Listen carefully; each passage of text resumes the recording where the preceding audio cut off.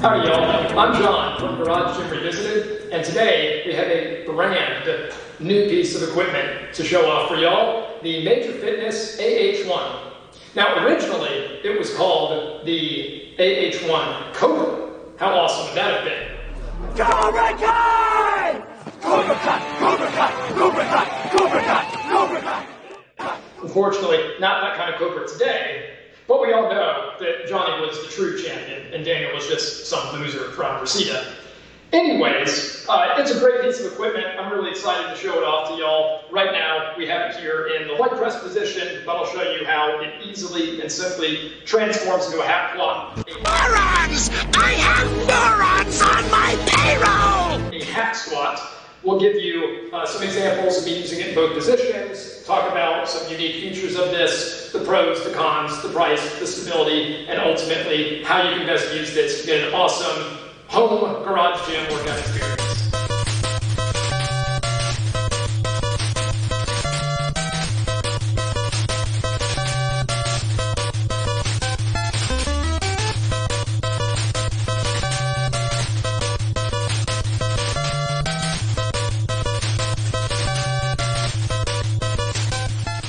What can you do with the Major Fitness AH1?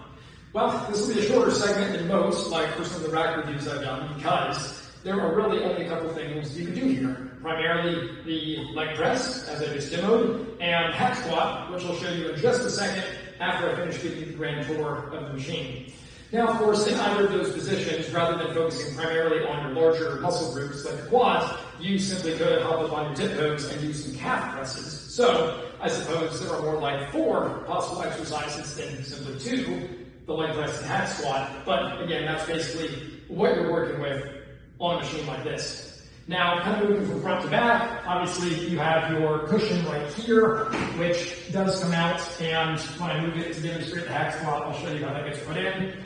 On the Major Fitness website, it does claim that this is specially contoured to be more comfortable for the human body, and I'm not sure exactly what they mean by that, because yes, they have cut out, the shape of the head and shoulders here, but the rest of it is just flat, like there's no special grooves through your shoulder blades or anything like that. So the logo looks nice, it's comfortable, I worry about this kind of plastic, polymer, foam thing degrading over time, but so far, so good.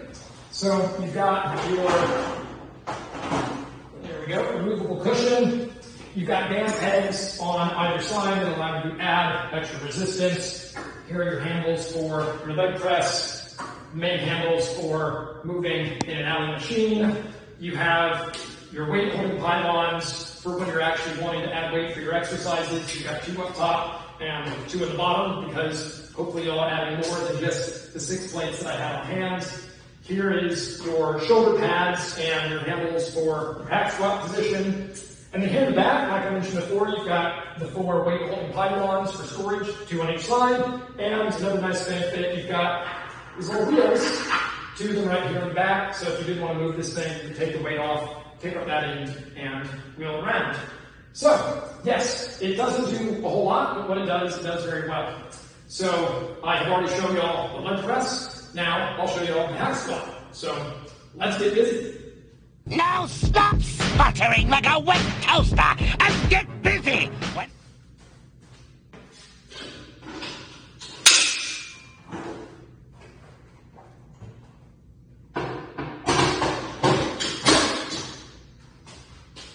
Oh, crap. Morons! I have morons on my payroll!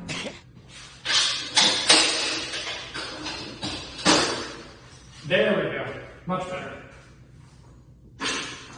We'll just step in here. Place my feet where I want them. Push up against the shoulder pads. Lift off. Remove the safety bars. And we're hack squatting. Now, I'll do a few reps quietly so you can see how it sounds.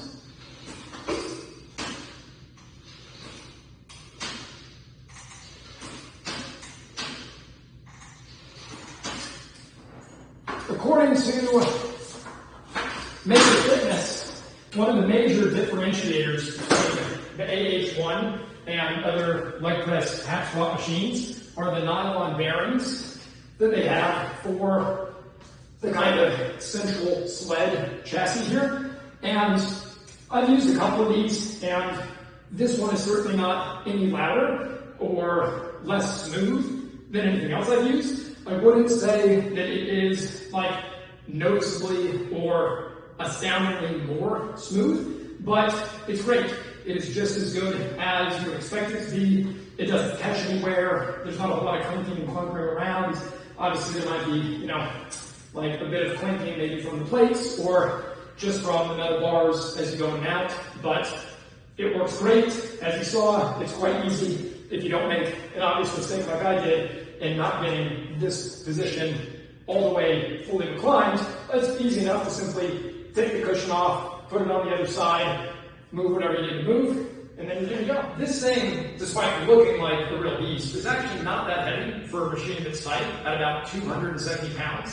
And there may be some who would be worried that without it being much heavier than that you might have issues with tilting or some sort of other stability-related problem. I don't think that's going to be that big of a deal as long as you have a very flat surface and you don't have natural tilt impacting that. But fortunately, they have designed it very nicely in a way to where not only did they provide this handy weight storage area here in the back, which really helps save a whole lot of space, but obviously when you've got the weights piled on the machine itself, either here on the front or on the lower weight holder pylons, well, that weight is going to be contributing to how heavy the machine is and keep it from rocking back and forth if there is any rocking there at all. But let's say you're just doing a quick warm-up, or you're older or not as strong or whatever it might be. If you're not putting that much weight on the machine itself, if you at least have the weight plates, you can still keep them stored here on these pylons in the back, and all that weight will be bearing down in a very low center of gravity, keeping this thing steady, which is a great little addition besides simply providing a good place to store all of your plates, because hopefully you'll be using a lot more plates than just what I happen to have on here today. So let's talk about assembly and what it's like to build. I followed the instructions, which were not terribly difficult to understand. Again, it's not a lot of English writing the instructions, but they do have some pretty helpful diagrams that show you pretty much where everything needs to go, and there's nothing terribly confusing. I did have a buddy help me out with this, and it took the two of us about 4 hours. So I would expect that if you're doing it by yourself, to expect maybe 6 to 8 hours. Again, it's nothing terribly difficult, but like building a lot of home workout equipment, most of the effort is simply in screwing in all these bolts and nuts and washers that you can see every 2 inches here on the machine. It will always help if you have a socket wrench or if you have a drill with a socket attachment. Unfortunately, some of the locations of these bolts are just a little awkward, and there were a couple where it was just not possible for me to get in there with a drill or even with like the socket that I happen to have on hand. Now, Nature Fitness did include all the regular wrenches and Allen wrenches and everything that you absolutely need to assemble this. So yeah, it takes a little bit of time, but again, you certainly could do it by yourself. It's not that complicated. Put on some music, put on a podcast. There will be dire consequences for you if you do not obey my orders. If you do have a rack like the PLM03, which is going to give you all the different exercises and all the functionality you need to target your entire upper body and a decent amount of lower body exercises, well, when you add something like the AH1, now suddenly you're going to be able to go just as hard for the lower half of your body as you're going to be able to cover for the upper half. So if you have room, if you're starting from scratch and you're trying to think, what is sort of the minimum setup I might need so that I cover 100% of my bases, you could do a whole lot worse than getting something like the PLM03 power rack and the AH1 hack squat and leg press machine. Then you'd have your entire body covered without terribly breaking the bank or taking up a ton of space. Well, in terms of the equipment itself, it's a good addition to any garage gym collection. It does exactly what it says it'll do. It provides a high-quality leg press and hack squat machine. You are able to store a decent amount of weight. I noticed that on the Nature Fitness website, it says that it only goes up to about 450 pounds, which for some people might not be quite enough. As I know, I've certainly seen plenty of people leg press a lot more than that, but it does have the bands that will allow you to add those weights. It has the smooth track and the nylon bearings that keep this thing pretty damn close to silent. It has multiple pylons to actually put the weight on. It's got very comfortable padded handles as well as a very easily moved cushion from the hack squat to the leg press position. It's not the cheapest out there, but it is far from the most expensive. And even though it's not the tiniest piece of equipment you could get, for what it does, it's fairly compact and it has the wheels that allow you to maneuver it maybe into a tight corner. If you don't think that just having a freestanding barbell on a power rack is going to give your lower body enough oomph, then adding something like the AH1 is certainly going to go the distance towards being able to provide all the workout options you would need to get a great, high-quality, well-rounded workout for all parts of your body at home.